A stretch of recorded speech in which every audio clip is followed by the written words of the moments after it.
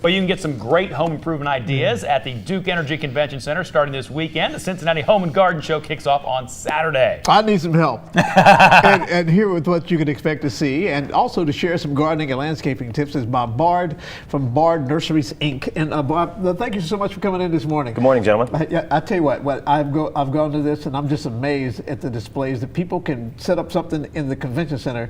I wouldn't even dream about at my house. In my yard, right? Yeah, because I feel totally incompetent. Tell us about some of the things that you can see if you go there. Well, it's a big operation. There's a lot to see. Anything for in and around the house. I mean, if you need it inside, outside, garage doors, windows, and then for us specifically, it's the landscaping and the gardens. Sure. So you can find, spring's arrived already. Oh, yeah. It seems like outside. Things are popping up already. Oh, they really are outside. And it's hard to believe. And some of the gardening tips that we should talk about are what should we be doing now, and a lot of that is yard and landscaping.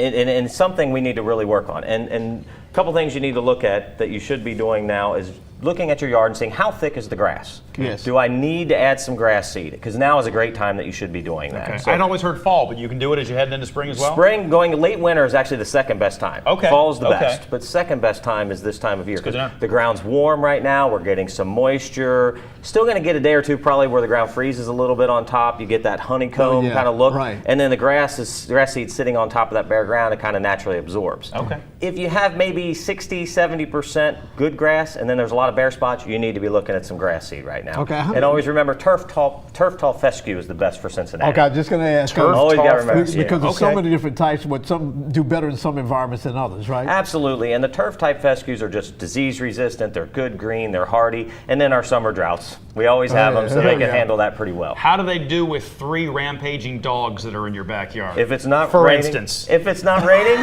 they do great. They do great? Okay, yeah, good. Days like today, not so much. So. Now, on the other hand, if you have a thick lawn and you don't need to be doing grass seed, now is the time to start talking about your pre-emergence, and that's your crabgrass preventer with fertilizer.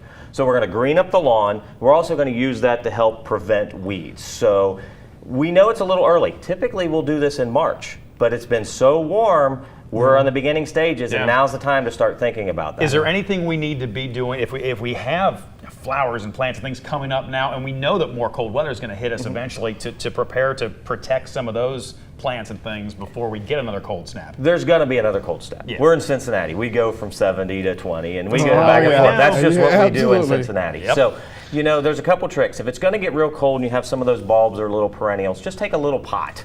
And just stick that right over top of the plant. Okay. The earth will kind of put some heat inside that contained area, and then that'll protect that plant for a day or two. Just make sure you remove the pot because the plant wants sun. Sure. So then you're going to block everything. If you've got a larger plant, you can use a sheet, you can use a little burlap sack, and if you have a set of Christmas lights out and it gets real cold, take a set of Christmas lights, kind of weave it inside, plug them in, and throw the lights on. Now I've got a purpose for why those lights are still up. Bob, you saved my life. Bob, thank you so much. So much to do and so little time, but you can find out so much information at the Home and Garden Show, and we put all the information up about that on our website, local12.com. All right, Bob, thanks so much for coming in. Thanks for having me on. All right, we'll be right back.